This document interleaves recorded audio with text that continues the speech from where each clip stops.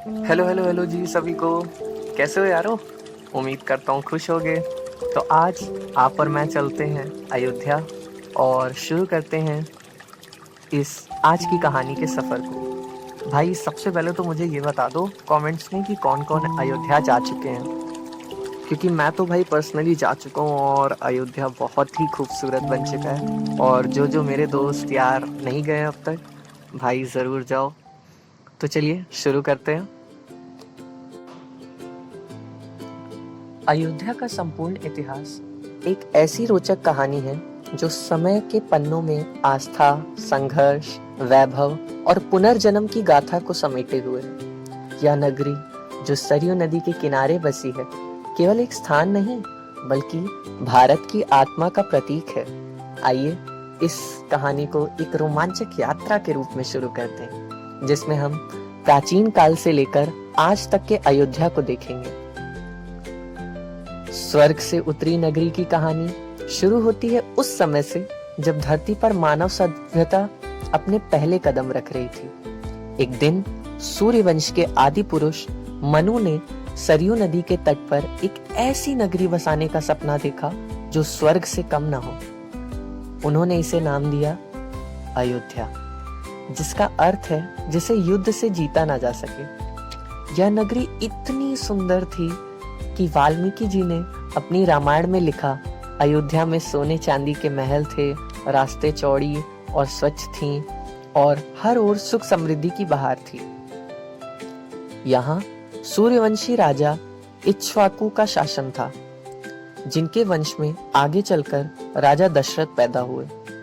दशरथ जी के 4 पुत्र, जिनमें से सबसे बड़े राम जी थे, जिनका जन्म इसी नगरी में हुआ। कथा तो कहती है कि जब राम जी का जन्म हुआ तो आकाश में देवताओं ने फूल बरसाए और सरयू नदी की लहरें खुशी से नाच उठी। राम का बचपन अयोध्या के महलों में बीता और जब वे वनवास गए तो पूरी अयोध्या उदास हो गई। 14 साल बाद जब राम जी वापस लौटे तो नगरी में फिर से दीपों से जगमगा उठी। यह था पहला दीपोत्सव। तो भाइयों, पता है ना पहला दीपोत्सव हम किस त्योहार के रूप में मनाते हैं? बिल्कुल सही, जिसे आज भी हम दीपावली के रूप में मनाते हैं। लेकिन अयोध्या सिर्फ राम जी की नगरी नहीं थी, इसे साकेत भी कहा जाता है। अर्थात बौद्ध कथाओं में लिखा है कि गौतम बुद्ध कई बार साकेत आए, उन्होंने यहाँ उपदेश दिए और बौद्ध विहार बनाए। जैन धर्म की कहानी भी कम रोचक नहीं है दोस्तों। प्रथम तीर्थकार ऋषभनाथ जी का जन्म भी यहीं हुआ था। इस तरह अयोध्या 3 धर्मों की साझा विरासत बन गई है। वैभव का स्वर्ण युग समय बीता और अयोध्या सूर्यवंश की शक्ति का प्रतीक बनी रही। 4वीं शताब्दी में गुप्त वंश के राजा स्कंदगुप्त ने इसे फिर से अयोध्या नाम दिया।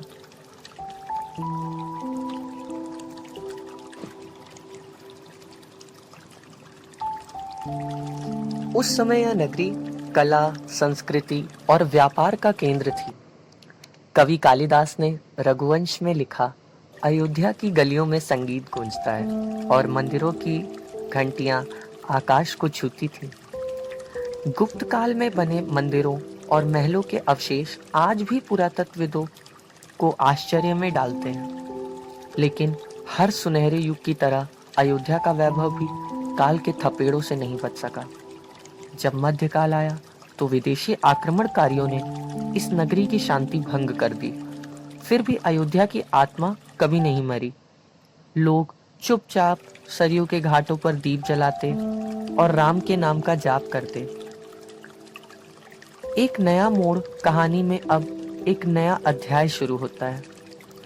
सन 1528 में मुगल सम्राट बाबर का सेनापति मीर बाकी अयोध्या पहुंचता है। उसने एक मस्जिद बनवाई जिसे बाबरी मस्जिद कहा गया, लेकिन स्थानीय लोगों की आंखों में आंसू थे।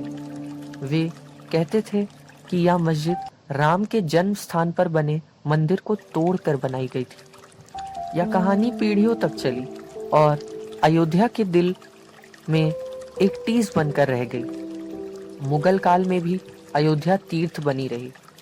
अकबर और जहांगीर के समय हिंदू तीर्थयात्री यहाँ आते थे। 18वीं शताब्दी में अवध के नवाबों ने इसे अपने राज्य का हिस्सा बनाया, लेकिन राम की यादें कभी धुंधली नहीं पड़ी। लोग हनुमानगढ़ी, कनक भवन और सरयू के घाटों पर आस्था के दीप जलाते रहते। औपनिवेशिक काल, विवाद की शुरुआत। अब कहानी 19वीं शताब्दी में पहुंचती है, जब अंग्रेजों का शासन था। सन 1853 में राम जन्मभूमि पर पहली बार हिंदू और मुसलमानों के बीच झड़प हुई। अंग्रेजों ने दीवार खड़ी कर दी। एक तरफ हिंदू पूजा करते, दूसरी तरफ मुस्लिम नमाज पढ़ते।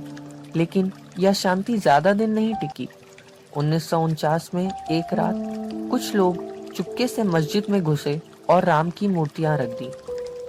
सुबह जब लोग जागे तो हिंदुओं ने कहा, रामलला प्रकट हो गए। मुसलमानों ने इसे साजिश कहा। इसके बाद मस्जिद बंद हो गई और वहां पूजा शुरू हो गई। यह घटना एक छोटी चिंगारी थी जो आगे चलकर आग बन गई। आंदोलन और संघर्ष। 20वीं शताब्दी में अयोध्या की कहानी और रोमांचक हो गई। सन 1980 के दशक में विश्व हिंदू परिषद और भाजपा ने कहा, राम मंदिर बनना चाहिए। लोग सड़कों पर उतर आए और 6 दिसंबर 1992 को वह दिन आया जब बाबरी मस्जिद ढहा दी गई। यह एक ऐसा क्षण था जिसने पूरे देश को हिलाकर रख दिया। दंगे हुए, आंसू बहे, लेकिन अयोध्या की कहानी यहीं खत्म नहीं हुई। मामला कोर्ट में पहुंचा, सालों तक बहस चली। पुरातत्वविदों ने खुदाई की और कहा, मस्जिद के नीचे मंदिर के अवशेष हैं। आखिरकार 9 नवंबर 2019 को सुप्रीम कोर्ट ने फैसला सुनाया। विवादित जमीन राम मंदिर के लिए दी जाएगी और मुसलमानों को दूसरी जगह मस्जिद के लिए जमीन मिलेगी। यह सुनकर अयोध्या में खुशी की लहर दौड़ गई। 5 अगस्त 2020 को प्रधानमंत्री नरेंद्र मोदी ने मंदिर की भूमि पूजन किया। चारों ओर जय श्री राम के नारे गूंजे और फिर 22 जनवरी 2024 को वह ऐतिहासिक दिन आया जब रामलला की प्राण प्रतिष्ठा हुई। लाखों लोग अयोध्या पहुंचे, सरयू के घाट दीपों से सज गए और आसमान में आतिशबाजियां छा गईं। यह अयोध्या का पुनर्जन्म था। अयोध्या के अन्य रंग। अयोध्या की कहानी सिर्फ राम मंदिर तक सीमित नहीं है।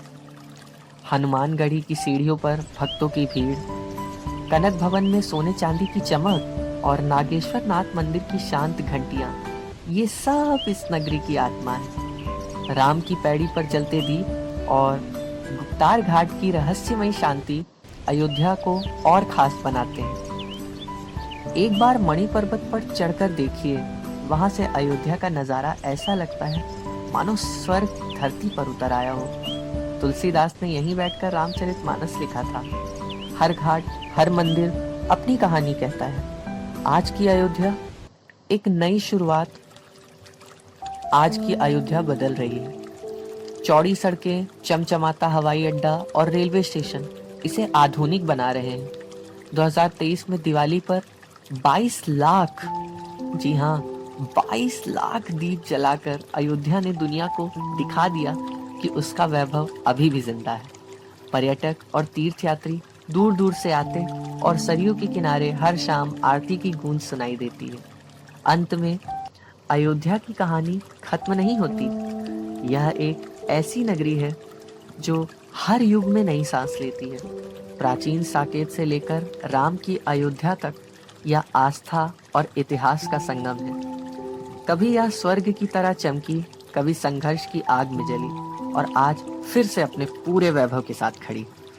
अयोध्या की गलियों में आज भी राम की पदचाप सुनाई देती है और हर दीपक में उसकी कहानी जलती है। और अंत में दोस्तों, आपके लिए एक कविता लेकर आया हूँ जो कि अयोध्या पर आधारित है। तो कविता शुरू करते हैं। कविता कुछ इस प्रकार है कि सरयू तीरे बसी नगरी, पावन धरा अयोध्या धाम, राम जन्मभूमि की गाथा गूंजे आठों याम। त्रेता युग की यादें ताजा हर कण में श्री राम बसे, राजमहल की भव्यता में मर्यादा पुरुषोत्तम रसे। दशरथ नंदन कौशल्या सुत जन्मे यहाँ अवतारी हैं। विश्व विजय धनुर्धर राम रघुकुल के अधिकारी हैं। सीता संग वनवास गए रावण से लंका जीती है। धर्म स्थापना हेतु लड़े अधर्म की हर नीति पीती है। हनुमान की भक्ति अनुपम है, भारत का त्याग महान है। लक्ष्मण की सेवा में झलके है, भातृ प्रेम का गान है। अयोध्या के वासी सारे राम नाम में लीन हुए। प्रेम करुणा त्याग समर्पण हर हृदय में सीन हुए।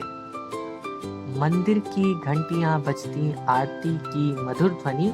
श्रद्धा के पुष्प अर्पित होते हर मन में हो शांति घनी। राम लला की मूर्ति मनोहर दिव्य तेज से हो जगमग। दर्शन करके मिट जाते हैं जन्म जन्म के सब संशय। 14 कोस की परिक्रमा भक्तों की लगती भीड़ है। राम नाम की धुन में डूबे हर मन में सब पीर है। तुलसीदास के रामचरित से ज्ञान का अमृत बरसता है। अयोध्या का हर पथ हर कण राम कथा से सरसता है। कलयुग से भी जीवंत है राम राज्य की कल्पना। न्याय समानता प्रेम का हर हृदय में स्थापना। अयोध्या का पुनर्निर्माण संस्कृति का पुनरुत्थान है। भारतवर्ष की आत्मा का फिर से हुआ सम्मान है। जय श्री राम के नारे से गूंज उठा है आसमान। अयोध्या की महिमा गाते हर जन का ये अभिमान। राम राज्य की स्थापना हो हर घर में हो अब सुख शांति। अयोध्या की पावन धरती देती है सबको नव क्रांति।